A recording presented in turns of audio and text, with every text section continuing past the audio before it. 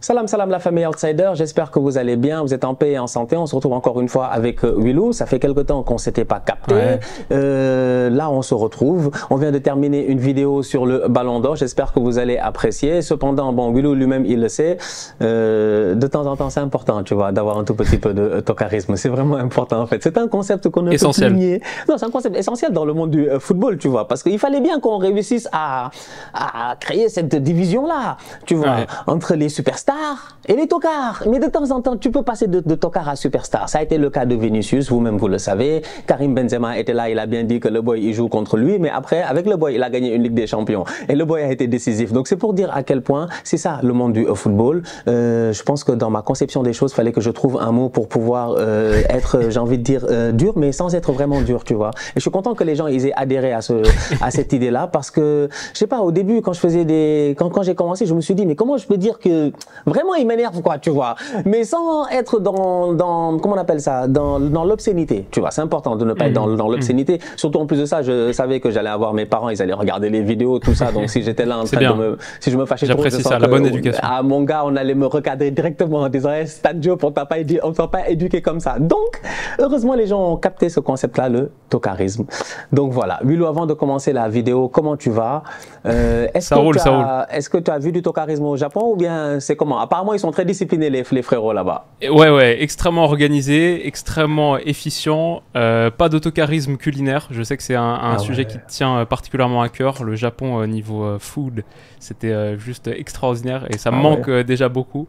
Donc non, c'était vraiment 2 semaines magiques, géniales. C'était incroyable et je conseille à n'importe qui en a l'opportunité d'y aller. Trop cool le Japon. Mais ça fait plaisir de rentrer aussi, et en plus avec un beau sujet là comme tu nous l'as concocté.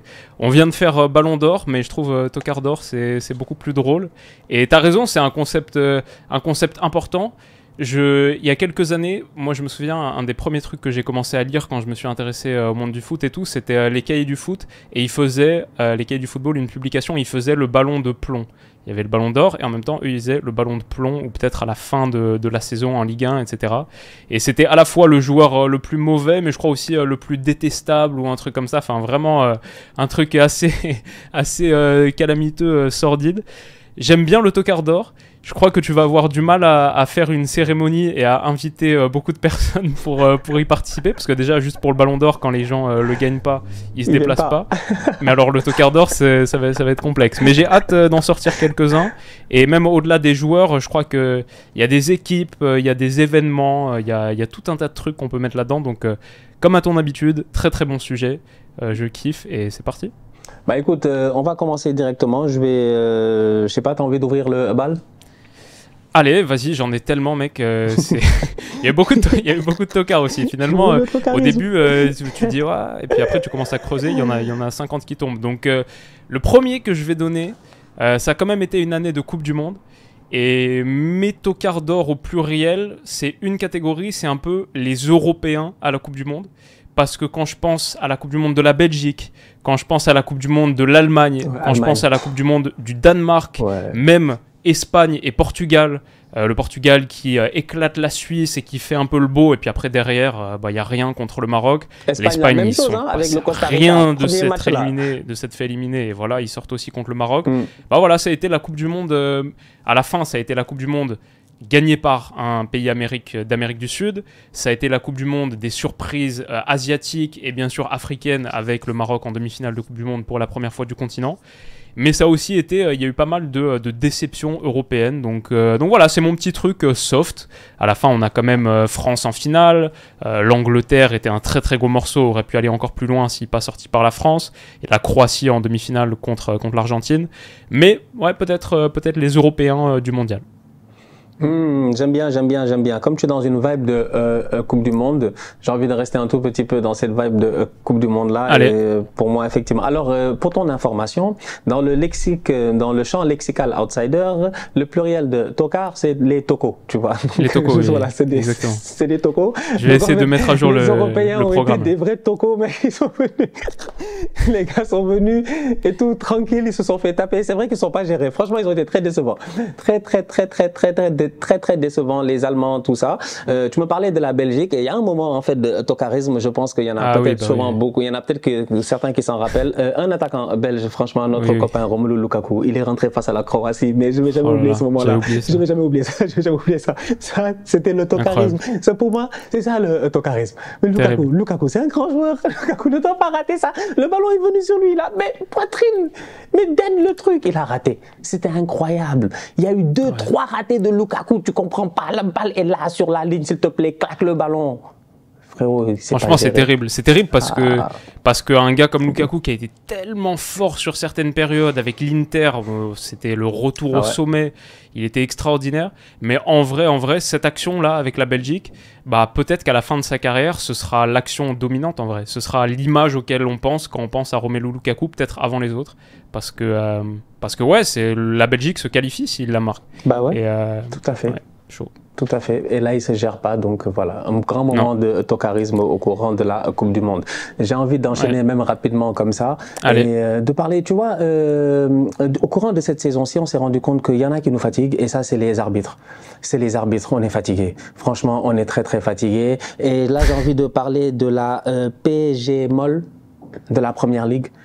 Avec le patron Howard Webb, que les anciens peut-être ils connaissent bien. Howard Webb qui a été un très grand gardien, un très grand arbitre ici. Après les Pierluigi Collina, tout ça, etc. Howard Webb est venu dans la scène internationale. Je pense que c'est lui qui a arbitré par la Coupe du Monde 2010 ou des trucs comme ça. C'était vraiment, voilà, c'est le top. Tu vois, donc on se disait que le mec, peut-être qu'aujourd'hui il va se gérer, mais non, que des bêtises, que des conneries. Jürgen Klopp, la dernière fois, miskin, franchement, Liverpool, quand Klopp il dit il veut rejouer le match, je suis d'accord avec lui, mais Klopp il a raison, il doit rejouer le match face à Tottenham. Le but est plus que valide. Et quand on claque c'est incroyable, non, il y a vraiment eu des actions. Quand tu vois le discours des gars à la VAR, en fait, j'ai réécouté je ne sais pas si tu as réécouté l'audio, mais c'est choquant. Mais j'invite les gens à l'écouter. Mais l'audio est choquant parce qu'aujourd'hui, la Première Ligue, ils font preuve au moins de beaucoup de transparence. Donc, ils nous font l'audio. Le mec dans la VAR, il sait très bien qu'en fait, le gars dit check complete. Il dit check complete parce que eux tous, ils sont d'accord qu'il y a hors-jeu. Mais il n'y a personne qui a dit à l'arbitre qu'il y a hors-jeu, en fait. Donc, l'arbitre n'a jamais entendu qu'il y a hors-jeu. Donc, pour lui, c'est le decision on the field qui reste, je dis bien, excuse-moi, qui n'y a pas hors-jeu. Donc, pour lui, c'est sa décision qui reste en jeu. Donc, c'est juste une question de communication. Quelques secondes, dès qu'il dit que les gars, on recommence à jouer, même pas 10 secondes après, tu as le mec qui est dans la VAR et qui dit, mais... guys, we have a problem. Ils ont recommencé à jouer. Qu'est-ce qui se passe? Ils commencent à curse. F word. Le mec, il comprend pas. Il est comme, mais non, mais c'est pas possible. Arrêtons le match. Il est comme, non, on peut plus arrêter le match. Je suis comme, mais arrêtez le match. Ça fait 2 minutes. Arrête le match. Nous tous, on va être d'accord en disant que ouais, on a vu l'image quand même, il y a vu. C'est choquant, en fait, les bêtises. L'année passée, Arsenal-Brentford, même bêtise. Le but de Brentford, il y a un hors-jeu, mais clair d'un boy de Brentford, je me rappelle, il est là, positionné comme ça. La semaine d'après, il nous envoie un message pour nous dire, on s'excuse, on s'en fout de vos excuses. Gérez-vous. Franchement, on est fatigué. Donc vraiment, match important. Non, je te dis, tu perds des points comme ça, à la fin, tu perds le titre face à Manchester City. Peut-être que tu aurais pu prendre 3 points là-bas, tu vois, on sait jamais. Donc, mais le dernier, je pense, en date qui est vraiment va rester dans l'esprit des gens, c'est ce Liverpool-Tottenham là, où tu as le but de Luis Diaz qui est vraiment valide en fait, en live, dans tous les mondes possibles, il est valide et il trouve un moyen de nous sortir le hors-jeu. Ça, c'est du tocarisme footballistique. Franchement, on est fatigué. On a déjà assez de problèmes sur le terrain, hors du terrain, donc si on peut quand même trouver le cadre de pouvoir s'entendre dans l'utilisation de la VAR, ce serait bien. Donc voilà. Ouais, pas mal. Je totalement d'accord sur ce point. Le truc que je rajouterais aussi, c'est la règle de la main. C'est un tocard un peu spécial, mais on n'a toujours pas réussi à définir ce truc. Et ça devient de moins en moins clair, en fait. Franchement, chaque année, ça devient de moins en moins clair. Ça devrait devenir un peu plus clair. À une époque, je comprenais mieux la règle de la main qu'aujourd'hui. Maintenant, je suis incapable. C'est quand même nos métiers, à la base, d'analyser le foot. On peut pas dire ce que c'est une main ou pas une main. On voit le ralenti, et puis après, on voit si l'arbitre est appelé, oui ou non. Et là, ça devient une main. Avant, ça l'était pas. C'est vraiment dommage parce que je pense que déjà il y a un problème avec les pénaltys dans le monde du foot. Ça rapporte tellement de buts alors que souvent c'est sur des actions qui sont vraiment franges, quoi, tu vois, qui servent à rien, ou un tout petit contact pour un mec qui était en train de revenir, qui était même pas en train d'aller vers le but, mais qui sortait de la surface de réparation et qui allait vers la ligne de touche, et hop, d'un coup, ça te donne 75% de chance de marquer, ou alors des mains totalement absurdes, versus d'autres qui sont pas données parfois. Donc ouais, le manque d'homogénéité et de clarté dans les règles essentielles du foot, celles qui font pencher des matchs, ça c'est un gros point de frustration. Donc ça va rester un tocard d'or jusqu'à ce qu'on se mette à régler un petit peu ce problème. Voilà sur l'arbitrage. Je suis tout à fait d'accord avec toi. Ça fait partie de ces cadres-là qui sont importants, tu vois. Donc, tu peux en avoir un peu partout. Il y a même des infirmiers ici qui sont dans le tocarisme, mais il y a certaines équipes. On doit se poser certaines questions. 1, 2, 3, il y a des boys qui sont blessés. Pourquoi? Là, on parle de tocarisme. Alors, au Barça. Mais c'est quoi en fait cette infirmerie-là en fait qui est comme l'infirmerie d'Arsenal dans le temps où chaque semaine United aussi chaque semaine t'as des gars ils sont blessés, tu comprends pas. La dernière fois moi quand j'ai vu Frenkie de Jong avec les machins là, les béquilles, j'ai dit mais c'est quel genre de blessure il a eu lui pour être blessé pendant 2 mois? Je comprends même pas alors qu'il était là en pleine forme. C'est incroyable. Donc même là on peut parler de tocarisme en termes d'infirmerie quand même. Les gars doivent se gérer. On est en 2023, on est en 2024, on est en l'ère de la technologie. Gérez-vous. Franchement, mangez bien, dormez bien. Une carrière de foot, c'est pas long, c'est 10 ans, 10, 15 ans, tu vois. Vas-y, mets-le au top. Après, quand tu finis, tu fais comme Schneider ou comme tonton Eto'o. Tu laisses ton ventre grossir. Tu vis ta best life. Voilà. Tu montres que tu es un tonton. Tu vois. Mais donne-toi à fond pendant quelques années. Donc, bref. D'un point de vue individuel, il y a des boys qui, franchement, si je regarde, parce que je me suis amusé un peu, vraiment, Twitter, ils sont trop drôles. Twitter, vraiment, ils sont méchants, quoi. Tu vois. Les gars ont raté personne. Bon, on sait tous que quand même, il y a Ferran Toccar Torres, qui est un joueur qui malheureusement fait preuve de tocarisme depuis très longtemps. Il a un frère qui, lui, est parti à Brighton, qui s'appelait Ansu Mané Toccar, lui aussi. Un vrai Toccar. Ansu, vraiment, c'est pas facile lui aussi.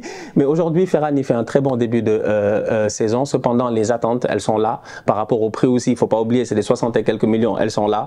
Et malheureusement, le rendement, il est là. Donc, Ferran Torres ne se gère pas. Il fait partie de ces joueurs-là qui, pour moi, sont des tocards. Et jusqu'à présent, il reste des tocards. Même si, par hasard, comme par hasard, au moment où je pensais à cette affaire de tocard d'or-là, il a marqué cette semaine, tu vois. Il y a d'autres joueurs, je sais pas ce que tu en penses, qui eux aussi se sont gérés cette semaine. Maguire, Master Tocard, vraiment un grand tocard, mais lui ça a tellement été dur. Jusqu'à sa maman, elle a dit récemment, laissez mon fils tranquille, miskin, sincèrement. Elle a dit laissez mon fils tranquille, faut qu'il puisse vivre sa vie. Ça a été dur. J'ai dit ouais, j'avoue qu'on l'a beaucoup trollé le pauvre. Et dès qu'on l'a laissé tranquille, il a recommencé à bien performer. Maguire, ça n'a pas été facile lui aussi. Franchement, la saison passée, Manchester United, lui et puis David De Gea. L'Europa League, les erreurs qu'ils ont fait, ça a juste été une catastrophe totale en fait, franchement. Ouais, désolé, je rigole parce qu'en fait, j'avais pas vu que t'avais fait ce tweet d'appel à la population pour le tocard d'or, et je tombe sur la deuxième réponse, c'est Stan à la première épreuve du quiz foot. Alors, des acteurs. Tu sais ça, c'était. Alors, je peux te laisser témoigner, tu étais présent. Je te laisserai témoigner de ce moment de tocarisme. Le pire, c'est qu'on a révisé. Non, c'était quelque chose. Tout le temps on avait bien révisé. On était à l'hôtel en train de refaire tous les coachs, tous les stades des 5 championnats majeurs. Mais c'était un moment compliqué. Mais en vrai, t'as pas si mal fini. Mais tu sais, on retient souvent les débuts. Hein, et les débuts étaient compliqués. Ça, vraiment, non, je suis d'accord avec les boys. Hein, quand ils ont dit que Stan au quiz, écoutez, c'est oui, tout à fait. Je me suis pas géré. Écoute, que veux-tu? Je viens de tomber sur. Il y a un gars qui a fait un montage avec ta tête comme ça. Il a eu 0 sur 20. Genre, de toi derrière le plateau. Il a eu 0 sur 20. Effectivement, je l'ai vu. Je vais la mettre au montage et vous allez avoir l'occasion de la voir. C'était bien moi en fait. En fait, je pense que tu sais quand je parle souvent de l'université du tocarisme, effectivement, tout ce dont on parle là aujourd'hui dans la vidéo, c'est eux les membres de la classe 2022-2023. Mais effectivement, je pense que le créateur de l'université restera toujours moi en fait. C'est moi le tocard, c'est le tocard originel. C'est beau, c'est beau. C'est moi le tocard originel en fait. C'est beau. Tu vois. Donc oui, non, les gars ont été trop méchants, tu vois. Les gars ont sorti certains joueurs, ils ont mis Mudryk. Je pense qu'on est tous d'accord. Tous d'accord que Mudryk, ça a été un tocard. Mais malheureusement, Chelsea a été un tocard. Donc on peut mettre Chelsea en fait au complet. Voilà, c'est vraiment ça en fait, tu vois. Donc tu te dis, ouais, Mudryk, effectivement, il n'a pas marqué, il n'a pas performé, mais le pauvre, est-ce que c'est vraiment de sa faute? Je pense pas que ce soit vraiment de sa faute. C'est peut-être Boehly en fait, le master tocard, l'originel tocard, celui qui l'année passée, en début de saison, toi et moi, on était là en train de se dire, mais d'où est-ce qu'il arrive en disant que Chelsea a formé Mohamed Salah, Kevin De Bruyne? Il est fou lui. Ouais, c'était compliqué. Le début était compliqué. Non, mais moi, je pense à Chelsea. Je pense à, par exemple, l'achat d'un Cucurella pour 65 à peu millions, près 80 90 millions, je sais même plus. ouais, Quoi, 65, 70 millions. ouais. Incroyable. Ouais, donc ouais, évidemment Chelsea. Aussi en première ligue, bon bah t'as Richarlison, mais aussi Leicester, la relégation avec cet effectif quand même qui était vraiment pas mal. Quand tu vois aujourd'hui le niveau de James Maddison, Barnes, c'est un truc. Barnes à Newcastle, ouais, c'était vraiment une belle équipe. Hein. Il y avait moyen de. Grave. C'est vraiment donc, décevant. Donc ouais, ça. Je suis tout à fait d'accord avec toi. Intéressant, je l'ai pas vu dans les réponses sous ton commentaire. Parce que peut-être les gens ont plus parlé d'individualité, mais pour moi, les tocos de l'année, le craquage de ce début de siècle quand même, j'exagère à peine, mais c'est Dortmund. Franchement, les gars, Dortmund, ils se sont pas gérés, et ça, c'est vraiment des gars qui se sont pas gérés. Le titre était pour eux. C'est vraiment dommage. Jusqu'à la dernière seconde, dernière seconde, on était là et on y croyait. C'est ouf, ils vont le faire. Puis ils ont tout contre eux. Bellingham qui peut pas jouer le match. Enfin, ça aurait pu être l'adieu parfait et tout pour Marco Reus, tellement important. Bon, ils ont bien commencé la saison comptablement, même si dans le jeu, bon. L'autre les a manqués. Peut-être cette saison on a une bataille. Alors leur avait manqué aussi durant la première partie de saison. Je pense que c'est en deuxième partie qu'il revient en forme et tout. Même s'il a été un peu tocard sur la fin de saison, notamment le dernier match. Justement. Il rate de gros trucs, il est un peu fautif et tout. Donc, mais bon, ouais, il va faire du bien. Moi, mais après, si tu mets Dortmund, tu mets Arsenal aussi. Hein, franchement, tu peux pas ne pas nous mettre parce que. Non, le championnat, il est difficile. Mais si, non, il y a un choke là. Il y a un choke en fin de saison. Saliba, il est blessé. Défensivement, c'est compliqué. Tu enchaînes Liverpool, Southampton, machin, etc. Tu te gères pas un mois d'avril. Même face au Celtic en Europa League.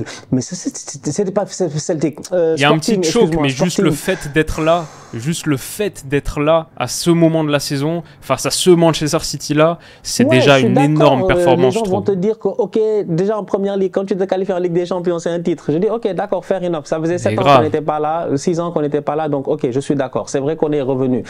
Mais ça reste quand même assez décevant en te disant que tu pouvais le faire, quoi.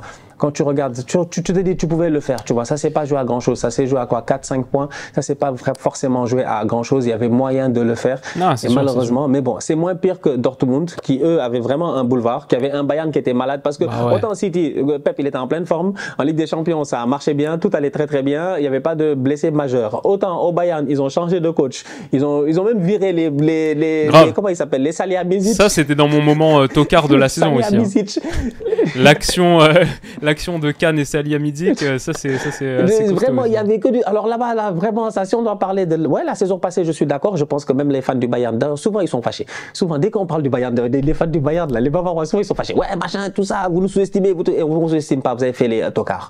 Vous avez fait les tocards. C'était pas la peine de virer Nagelsmann. Fallait le laisser finir sa saison. Tuchel aurait pu arriver par la suite. Tuchel est arrivé. Il a eu de la chance que Dortmund, ils ont choke. Mais après, je pense qu'en Coupe d'Allemagne, ils n'ont pas choke, non? Ils ont été éliminés. Dès qu'il est arrivé, je me rappelle, c'était la deuxième semaine ou la troisième semaine ou un truc comme ça, il a été éliminé. Donc, bref, voilà, ils se sont pas gérés, tu vois. Et sans oublier aussi la gestion du cas Sadio Mané. Oh, pensez qu'on a oublié? Ça a été difficile, toi, ça aussi, tout ça, tu vois. Le roi Sané, Master Tokar. Et ça, c'est pour tous mes frères sénégalais. Franchement, ça. Mais il se rattrape bien, là. Il joue très bien au football. Il n'y a absolument rien à dire. Je pense qu'il faut être très objectif. J'ai vu d'ailleurs son match la dernière fois. Il est bon. Après, il rate toujours quelques occasions. Il envoie des ballons en l'air et tout. Mais ça, on ne peut pas le lui enlever. C'est le roi, classique. Mais il est bon.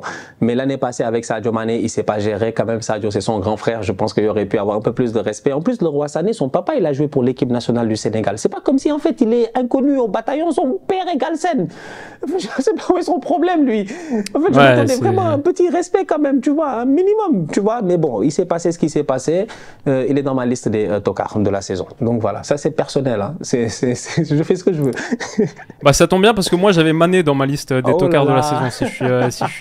Si je cherche à remuer un peu le couteau dans la plaie, et j'ajouterais même, pourtant un gars que j'adore, mais Kalidou Koulibaly, les deux grosses et presque un peu Edouard Mendy. Si on doit dérouler toute la liste, les Sénégalais du début de saison, on a quand même fait une vidéo sur Koulibaly à Chelsea, et à la fin malheureusement toute cette génération dorée, Mendy, Mané, Koulibaly, ça a été des saisons très très compliquées, et à la fin maintenant ça finit en Arabie Saoudite, et voilà, on comprend que c'était une saison qui était sportivement difficile. Peut-être ton avis aussi sur le Sénégal à la Coupe du Monde, parce que en même temps c'était des adversaires pas faciles, mais à la fin tu perds contre les Pays-Bas et contre l'Angleterre, ça sort que en 8e de finale. Est-ce qu'on attendait un peu mieux du Sénégal sur cette Coupe du Monde? Qu'est-ce que t'en penses? Après, quand tu arrives dans le match face à l'Angleterre et que tu n'as pas, je pense qu'il n'y a pas Gana Gueye, il n'y a pas Cheikhou Kouyaté, il n'y a pas. Puis c'est l'Angleterre. Il y a des boys qui sont des boys de première ligue, tu vois. J'aurais aimé les voir dans ce match-là, en me disant que peut-être qu'en termes de talent, c'est peut-être pas la même chose, mais en termes d'intensité, ils vont l'amener, tu vois. Ghana, jusqu'à présent, il a Everton, il joue. Cheikhou, il a Nottingham, il rentre. Donc je te dis, voilà, tu aurais pu avoir ça, ils n'étaient pas là. Donc on arrive avec Pathé 6 au milieu de terrain. Ce soir-là, je pense que tous les Sénégalais sont d'accord. Pathé 6, c'était un tocard. On peut pas l'aider. Après, c'est pas forcément de sa faute, le pauvre. On le jette comme ça aussi. Tu vois, ça aussi, il faut pas oublier de le dire. C'est des boys qu'on a jetés. Il y a des gars qui ont joué ce match-là, on les a juste jetés dans ce match-là, en fait, tu vois. Bah, il avait pas de club, non, à l'époque où il jouait avec il était au Rayo Vallecano. Je pense qu'en deuxième mi-temps, il y a pas Matar Sarr qui rentre, mais c'est pas le pas Matar Sarr de là maintenant, tu vois. C'est pas le joueur qui est à Tottenham en ce moment avec Bissouma qui est juste exceptionnel, tu vois, au milieu de terrain, qui même en équipe nationale du Sénégal, tu sens que vraiment c'est un patron maintenant, tu vois. Ra, en 6 mois, il a pris le leadership qu'il faut et tout. Il a le respect du vestiaire et il joue très bien. Donc ouais, c'était une performance, j'ai envie de dire. Tocaresque, effectivement. Mais ça me ramène plus à ton point initial où tu te dis que oui, effectivement, moi, d'un point de vue équipe nationale, il faut prendre les choses telles qu'elles sont. Là, en ce moment, ça va un peu mieux parce que j'ai eu l'occasion de les voir la dernière fois face au Cameroun à Lens. Ils ont fait un bon match et tout. Ouais. Mais ouais, Sadio Mané, le niveau n'est pas le Sadio Mané qu'on connaissait, tu vois. Même là, en équipe nationale, ça va pas. Ça va pas. C'est assez difficile, tu vois. C'est vraiment. Mais c'est dur de ne pas dire ça, Sadio Tokar. C'est pas possible. En fait, il y a des joueurs, moi, j'ose pas. Franchement, j'ose pas. Je suis guerrier, hein. Je suis très guerrier. Mais il y a des joueurs, j'ose pas. Il y a des joueurs, je peux pas oser. Je peux dire. Je dis, mais Sadio, là, il tend vers l'autocarisme ces derniers temps. C'est pas. Et pourtant, à Al Nasser, ça fonctionne bien quand même, tu vois. Mais peut-être il y a une différence de niveau. Parce que la dernière fois, quand même, en termes d'intensité, c'était un peu difficile. Ouais. Kalidou Koulibaly, ça va mieux. Mais même si après à Chelsea, ça a été un crash collectif. Edouard Mendy, c'est assez compliqué, c'est assez mitigé, tu vois. Des fois, c'est bon, des fois, c'est pas bon. La dernière fois, j'ai vu un match de Saudi League, d'ailleurs. Toi qui regardes pas la Saudi League. J'ai regardé le match Al-Hilal contre Al-Ittihad. Donc il y avait Benzema et non pas Al-Hilal. Al-Hilal c'est Neymar. Je me rappelle plus. Mais Al-Ittihad, c'est l'équipe où il y a Firmino, Saint-Maximin et puis Edouard Mendy. Et puis donc du coup il fait un clean sheet. Edouard Mendy il fait une top performance. Franchement, Benzema il tente plusieurs fois. Tout ça est vraiment un top Edouard Mendy. Donc voilà des boys assez mitigés j'ai envie de dire, mais ouais ils ont fait preuve de tocarisme, ils ont intérêt à se gérer parce que là on retourne à la Coupe d'Afrique. Et moi j'ai peur hein. Franchement, j'ai peur. Je veux pas en parler, on en parlera une prochaine fois. Mais gros groupe. Ouais, très gros groupe. On en parlera une prochaine fois, mais ouais, ça m'inquiète un peu, tu vois. Mais j'ai quand même confiance. La Côte d'Ivoire, c'est un peu la maison, c'est pas loin de Dakar, Abidjan. Donc, ouais. On va voir ce que ça va, ce que ça va donner. Ousmane Dembélé. Gros sujet. Ousmane Dembélé. Très gros Je veux dire parce que là, à un moment donné, moi, faut qu'on soit honnête. Moi, c'est un joueur que j'adore. Moi, j'adore Dembélé, ça. Moi, il y a des boys, je sais pas pourquoi, je les aime. Je les aime juste en fait. C'est pas sa tête me plaît, son talent me plaît. Bon, il sait jouer au football, il a l'air drôle, il a l'air sympa. Mais Dembélé, j'ai toujours dit que moi, Dembélé, je l'aime jusqu'au point où je le considère comme un frère en fait, tu vois. Donc quand je parle de Ousmane, je parle même comme si je parlais de mon frère.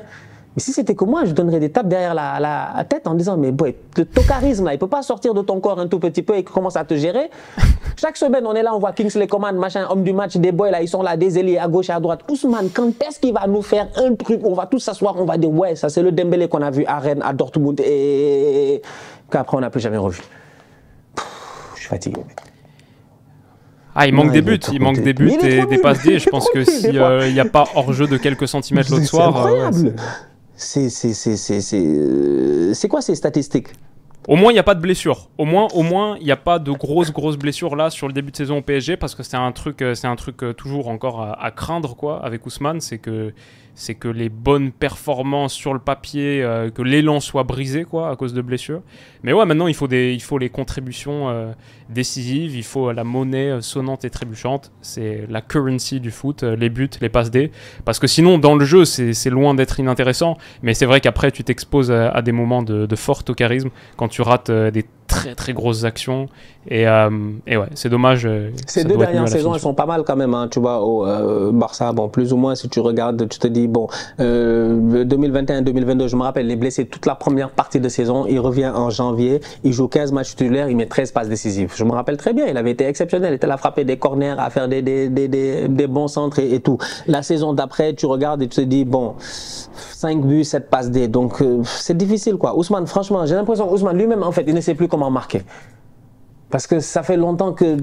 Ouais, puis c'est un gars qui a été acheté 135 millions d'euros, donc c'est quoi? C'est le 3e transfert le plus cher de l'histoire du foot, ou le 5e, ou un truc comme ça? C'est partie du top 5, et sa meilleure saison, c'est sa meilleure saison en termes de buts, c'est sa première saison quand il était à Rennes. Il marque 12 buts. Donc en fait, tu regardes ça, tu te dis, tu t'attends forcément à quoi en fait? Tu t'attends à quoi quand tu as Ousmane Dembélé? Tu as un gars qui va réussir à renverser des situations, ok, un contre un, il peut faire la différence. Donc tu espères qu'en fait, il donne des bons centres et des passes décisives et que tes gars devant ils réussissent à concrétiser. Mais lui-même, en termes de finition, franchement, c'est abusé. C'est vraiment abusé, quoi. Et pourtant, c'est un top player, quoi, en plus. C'est ça qui me travaille mentalement, tu vois, des fois où je me pose certaines questions en me disant... C'est une énigme qu'on n'a toujours pas vraiment réussi à la résoudre à un moment donné. Il y a 2 joueurs du Real Madrid qui ressortent là, ici. J'ai envie d'avoir ton avis rapidement. Moi, je trouve ça assez drôle. Déjà, bon, je pense que Ferland Mendy... Ferland. J'ai dit quand même Ferland est au Real, mais on l'appelle pas en équipe de France, non? Bon, ouais, après il y a eu beaucoup de blessures, lui aussi il a eu beaucoup l'élan coupé, je trouve. Normalement c'est le Real, quoi. Tu dois être au Real, tu dois être titulaire, tu dois... Ouais, surtout pour Didier Deschamps, ça compte beaucoup. Quand les Patrice Evra, ils étaient à Manchester United ou quelque chose comme ça, je sais pas, tu dois être à un certain niveau et tout. Mais Ferland, il est décevant, il est très décevant en fait. Voilà, un boy aussi, ok, il est sec, il est dur sur l'homme, il sait défendre, ça y a rien à dire.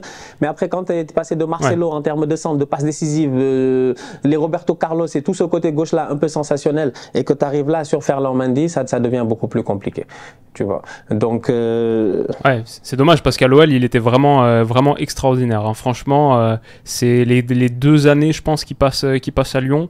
Il y avait des moments spectaculaires sur sa qualité d'élimination, sa résistance à la pression, juste aussi pour en contre-attaque mettre énormément de vitesse sur ces grands espaces. Après, c'est le step du Real, quoi. C'est un truc spécial. Il a eu beaucoup de blessures et c'est vrai que dans l'ombre de Marcelo, ça va tout le temps être compliqué. En équipe de France, ça va, on n'a pas trop à se plaindre parce que aussi on a Théo Hernandez, on a l'autre frérot qui peut carrément dépanner sur un registre un petit peu plus défensif aussi. On a du monde plus de monde qu'avant pour compenser, mais c'est vrai qu'à une époque ça devait être lui le titulaire. Ils ont dit Ferland Mendy, après ils ont dit Mariano Diaz. On va pas perdre notre salive sur Mariano Diaz. En fait, il y a des gars, eux, ils sont même pas admissibles dans l'école des tocards. En fait, c'est même pas, tu rentres même pas. C'est ça, exactement. Tu te fais même pas dur de foot. On sait pas ce qu'il. Mais par contre, il est rentré face à Arsenal. Il a failli marquer. Et je me suis dit, s'il y avait égalisation sur un but de Mariano Diaz, là, moi, je me serais battu contre les Gunners. J'aurais dit quand même, pardon, faut nous excuser. Donc bref. Tu sais que Mariano, j'ai son maillot derrière. Oh là là. J'ai son maillot dans l'étagère. De l'OL, parce qu'il avait fait une saison à l'OL qui était géniale. Genre, il a fini à 25 buts, un truc comme ça. Et puis après, il a voulu repartir au Real et pas jouer ou jouer genre 4 bouts de match par an pendant 4 ans. Donc, décision spéciale. Mais il y a un moment, et c'était une super pointe en Ligue 1. Il marchait super bien avec Memphis. C'était une belle association. Écoute, merci beaucoup de nous avoir donné cette ouverture-là. Moi, je m'en fous de Mariano. On parlait tout à l'heure de Boeli. Il y a un autre Américain, c'est un tocard. Les Américains, là, ils arrivent dans le football. Textor, il dit John Textor, ils ont dit. John Textor. C'est que pendant un moment, j'étais en train de réfléchir, attends, de qui il parle de qui en première ligue, peut-être Liverpool. Même là-bas, ça va, Liverpool, ça va, il se gère bien. Mais non, moi je savais dès le début que c'était mort. J'ai dit avec Textor, c'est mort. Ça, c'est vraiment un slogan qu'il faut mettre en fait, en gros. Parce que Textor a dit que vous inquiétez pas, tout va bien. J'ai dit, vous allez en D2, tu me dis quoi? Qu'est-ce qui se passe? Le tocarisme. Franchement, je pense spécial. Vraiment à déménager le siège social du tocarisme à Lyon. Comment ça devient? Ce serait totalement mérité. Ils sont premiers sur ma liste, hein. Sans surprise. Malheureusement, j'ai une vidéo qui arrive sur l'OL parce qu'on me la demande beaucoup. Semaine prochaine, On va parler, on va dire les choses qu'il faut. Non, mais là, il y avait semaine de Ligue des Champions, il y avait une semaine de vrai foot. Mais dimanche, là, il y a Marseille-Lyon au Vélodrome. Bon, lundi, il y a remise du Ballon d'Or, donc on va faire un truc là-dessus. Mais normalement, mardi, on ouvre le dossier de l'Olympique Lyonnais parce que, bah ouais, mais qu'est-ce que tu veux que je te dise? Mais après, ça va bien au-delà de Textor. En vrai, c'est Aulas depuis 5-6 ans, voire plus. Et puis après, toute la succession derrière, les mauvais choix sportifs qui se cumulent. Ah, c'est la gestion cataclysmique, mais depuis longtemps maintenant. L'OL, c'est la fameuse PME des années 90, depuis 10 ans, 10-15 ans. Donc il n'y a pas eu d'évolution dans la manière de gérer. On n'est pas du tout un club moderne.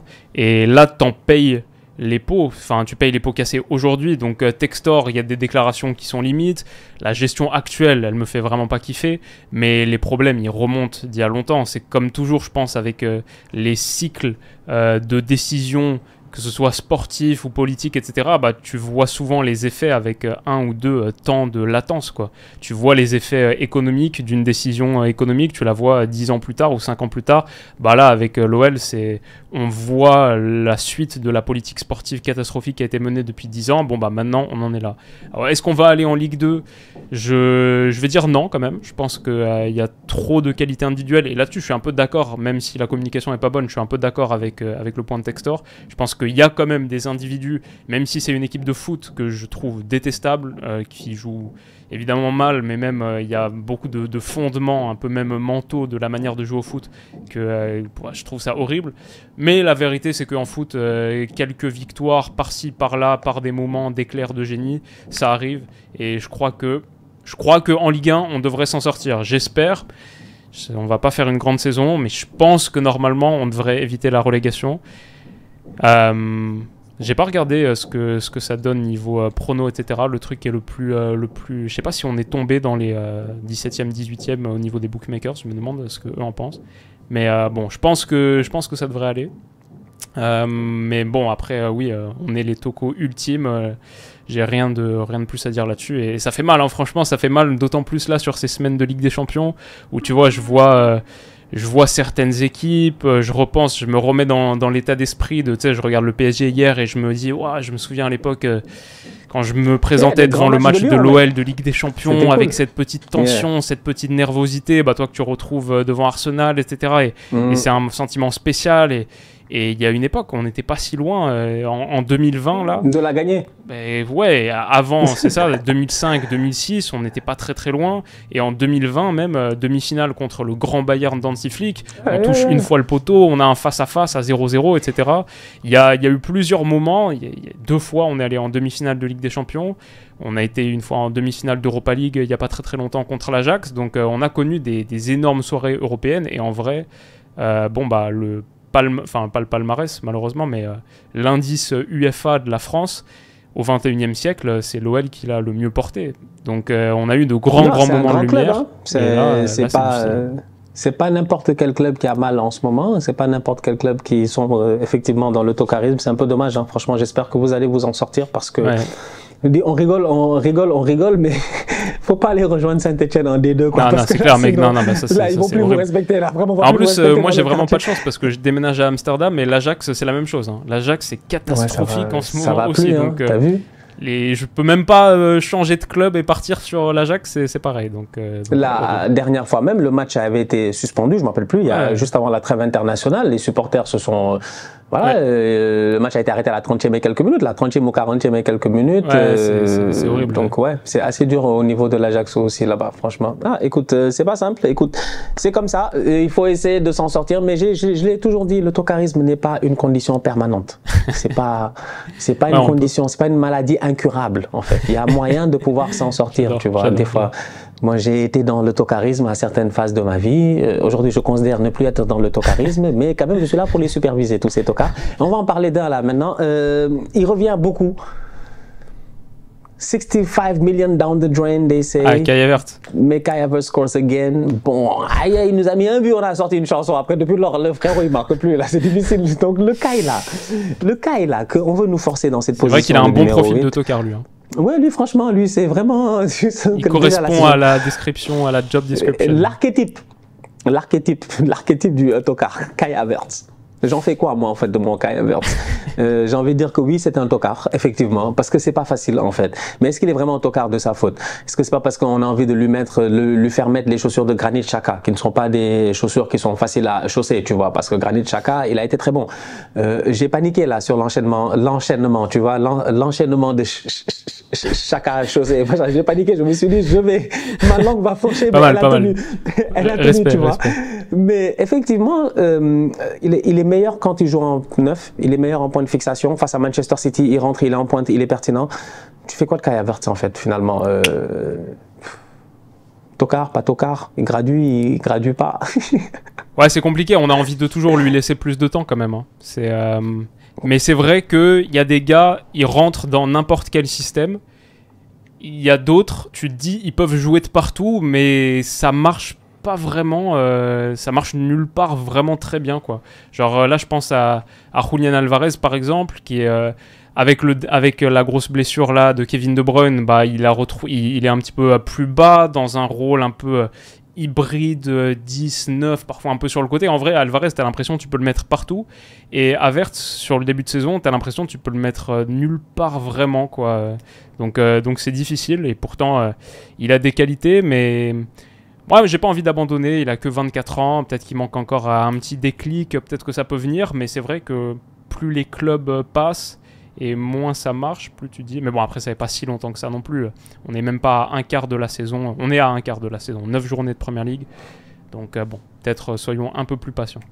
Yeah, mais bon, après, tu sais, moi, je n'ai plus de patience, quoi, en fait. Oui, tu sais, la dernière fois, j'ai fait un débrief, les gens sont fâchés contre moi dans les commentaires. Ouais, Stan, tu n'as pas respecté Chelsea parce que tu dis que, ouais, Arsenal a donné 2 buts à Chelsea. J'ai dit, effectivement, on leur a donné 2 buts. Je dis, tu veux quoi, en fait? On a un gardien, il s'appelle Raya. D'ailleurs, grand tocard. Grand tocard. Alors, Raya, lui, c'est le Raya. Ouais, peut-être décision de tocard de Mikel Arteta, ça, hein. Ramsdale, Raya, il y a un truc... Merci. Mais Arteta est trop nul. Mais pourquoi? Mais j'ai pas compris. En plus, il est en prêt, Raya. Ok, je sais même pas s'il y a une option d'achat obligatoire, mais il est en prêt, on l'a même pas acheté.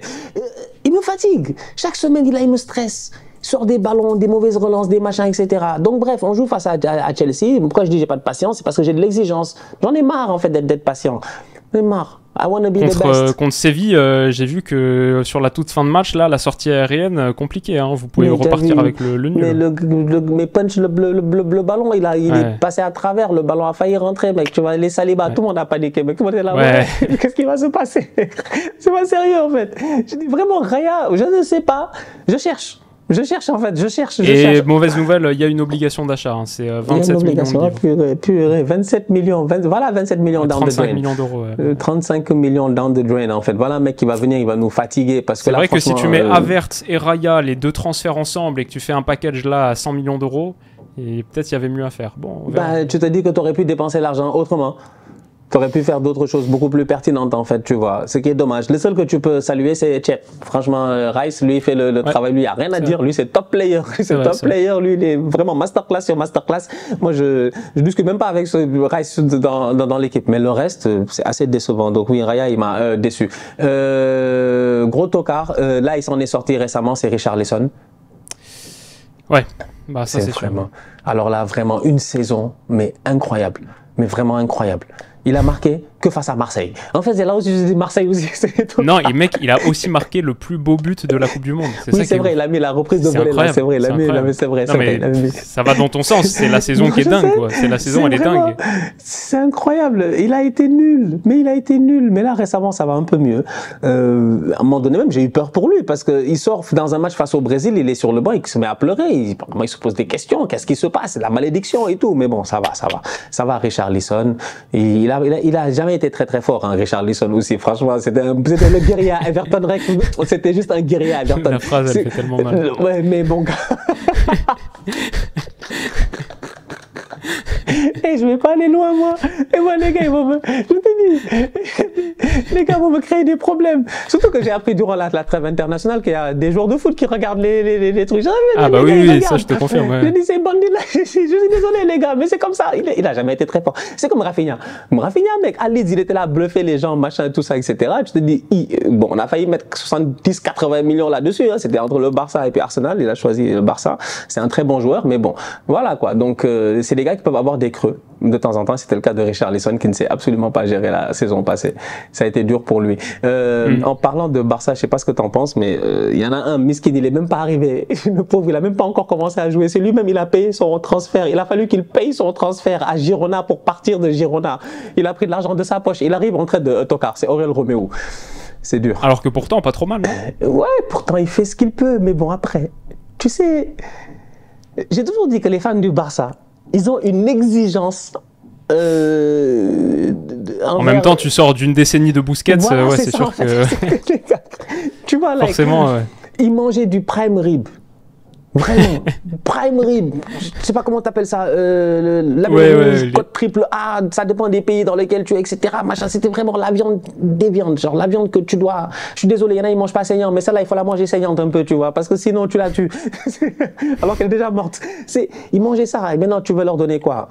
Tu veux leur donner quoi? Genre, je ne sais même pas. Tu veux leur donner des abats. Ils bouffent pas des abats, eux, tu vois. C'est les chicken nuggets, quoi. On fait avec les moyens du bord et ça reste une source de protéines et il y en a besoin. Mais bon, c'est sûr que c'est pas très, ça règle pas le problème. Pas très appétissant, quoi. Ils sont assez déçus en ce moment au niveau du Barça, j'ai envie de dire, de la part de Aurel Roméo.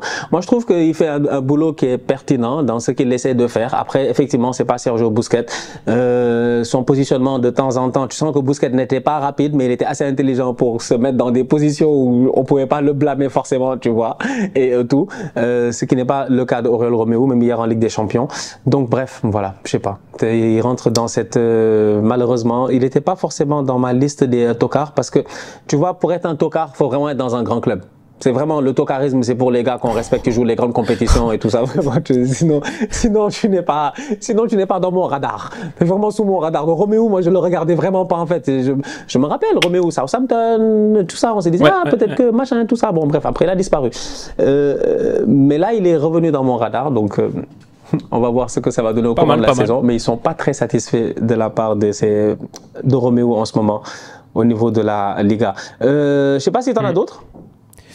Bah écoute, on a fait un très très bon tour. J'avais en vite fait, mais vraiment parce que je suis particulièrement sévère, c'était Naples en Ligue des Champions. J'ai été déçu de l'élimination contre l'AC Milan parce que je pense qu'ils auraient pu pousser vraiment encore plus loin et sur cette double confrontation, je les ai trouvés pas trop au niveau alors que pourtant c'était une équipe qui nous avait fait tellement vibrer sur cette saison, mais même sur la phase de groupe de Ligue des Champions. Ils avaient explosé l'Ajax, Liverpool, des très gros matchs, très gros scores. Et là, il y avait un petit couac, même si l'absence d'Osimhen sur le match aller, elle avait coûté cher, mais donc c'était mon petit truc comme ça. Bon, bah peut-être la décision de Tokar d'Aurelio De Laurentiis de remplacer Spalletti par Rudy Garcia, si on continue un petit peu sur le truc Naples. Ça, c'est déjà en train de montrer à quel point on voit déjà à quel point c'était un choix bizarre. Et non, j'en avais quand même un pour finir, le PSG de Galtier. C'était horrible. Comment est-ce qu'on pouvait penser que ça allait marcher dès le début? Enfin, c'était quoi cette idée de mettre Christophe Galtier pour gérer Messi, Neymar, etc. Enfin, je crois qu'il y avait un mismatch énorme, ça finit super mal et le PSG était ignoble la saison dernière. Donc voilà, je pense que pour conclure, je mettrais ça. Là, je valide, je d'accorise avec ce que tu viens de dire, tout à fait. C'est vrai que c'était Christophe Galtier, quoi. Bah écoute, dans sa carrière, il pourra dire ça. La dernière fois même, il a perdu son match en plus, je pense en Ligue des Champions, c'était face à Al Nasser, ils se sont fait taper 4-3, si je me trompe pas. Il est au Qatar maintenant, non? Il est coach au Qatar, je pense, à Al Duhail ou un truc, si je me trompe pas, ils ont perdu 4-3. C'est ça. Donc voilà, c'est pas... Bon, écoute, Galtier, il a réussi à faire ce qu'il a fait en France, maintenant il est parti, sauf que le Paris Saint-Germain, ça a été nul. Ouais. L'effectif du PSG était très difficile aussi à sa décharge. Offensivement, il y avait un manque de profondeur hardcore et le recrutement avait été très moyen, quoi. Je trouve que tu vois, Paris, c'est vraiment I guess c'est la ville de l'amour et puis tout ce qui s'ensuit en fait, tu vois. Parce que nous, chaque année, on tombe dans un genre de romantisme où on se dit ça va marcher, ça va marcher, ça va marcher en fait. Je pense que nous tous, même ceux qui n'aiment pas le PSG, en fait, disent allez, vas-y, peut-être cette année ça va marcher, tu vois. Et après ça marche pas, c'est comme ah, on te l'avait dit donc ça allait pas marcher. C'est incroyable, tu vois. Et même là encore cette année, tu les regardes, tu te dis bon, on va voir ce que ça va donner. Bon, pour le moment, ça a l'air plutôt bien. Ça va, comme ci, comme ça. Quand Luis Enrique, il se fâche pas contre les autres journalistes. Quand les gars lui disent que ton système de jeu, on le comprend pas. Donc, bref, on va voir ce que ça va. On va être bien diverti encore, je crois, cette saison par le PSG. Mais au moins, l'effectif est vraiment substantiellement meilleur. Tout à fait, tout à fait. Tiens, en parlant de Paris, on va finir avec lui. Il y a eu un changement qui s'est fait au milieu de terrain du Paris Saint-Germain, même double changement en fait, et je vais finir par ce dernier tocard là, voilà, ce dernier tocard. J'espère qu'un jour je vais le rencontrer, franchement, ce serait cool. Miskin, petit hibou, il est parti, Marco Verratti. Verratti est parti, et Zahir Emery est arrivé, et Ugarte est arrivé. Et tu regardes cette équipe-là aujourd'hui et tu te dis, ouais, en fait, tu vois, moi c'est ça, en fait, ce que font les boys là au milieu de terrain, c'est ça que je pensais que Verratti allait nous donner pendant toutes ces années-là, en fait. Mais tu te rends compte que Verratti, finalement, il a fraudé, c'est un truand, ouais, c'est un grand truand, parce que Marco est fort. Marco est un très grand joueur de foot, en fait. Tu sais, il y a des boys, tu sais, je dis, il y a talent, il y a carrière, il y a trop de critères que tu dois prendre en considération. Mais c'est juste le talent, tu ne peux pas l'enlever. Le boy est très fort, il est très très fort en fait. Il sait jouer au football, il maîtrise le football, il maîtrisait ce positionnement-là. Mais malheureusement, ça a été un tocard durant toute sa carrière.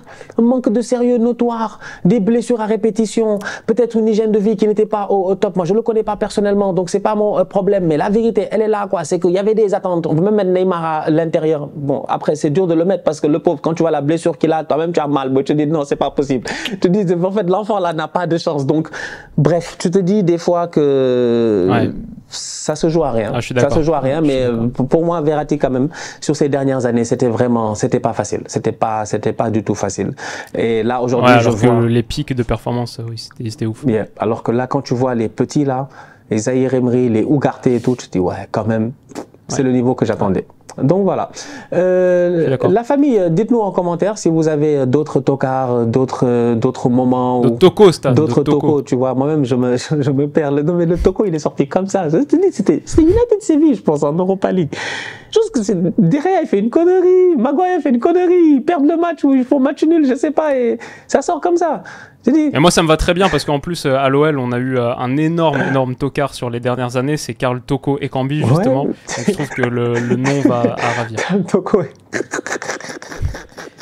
Si tu suivais un peu plus l'OL et que tu débriefais les matchs de l'OL, t'aurais sorti, je suis sûr, un Karl Tokar et Ekambi. Non, mais c'est sûr, il serait sorti facilement, tu vois. Mais bon, je l'attends à la Coupe d'Afrique. Il y a bien un Sénégal-Cameroun, non, voilà, à Yamoussoukro, donc on va se capter là-bas et on va voir. J'espère qu'il me sortira une performance tokaresque. Donc la famille, on se capte très bientôt pour une nouvelle vidéo. La place, elle est à vous maintenant dans les commentaires. N'oubliez pas d'aller voir la vidéo qu'on a fait sur le Ballon d'Or, qui était beaucoup plus sérieuse en fait que celle-là, qui était comme j'ai dit à Bilou avant la vidéo que c'est la vidéo la moins préparée, machin. Il n'y a absolument rien. C'est une vidéo de tocard pour les tocards, par les tocards. Donc vraiment, c'est nous dans nous. Donc voilà, j'espère que vous allez apprécier. On se capte très bientôt.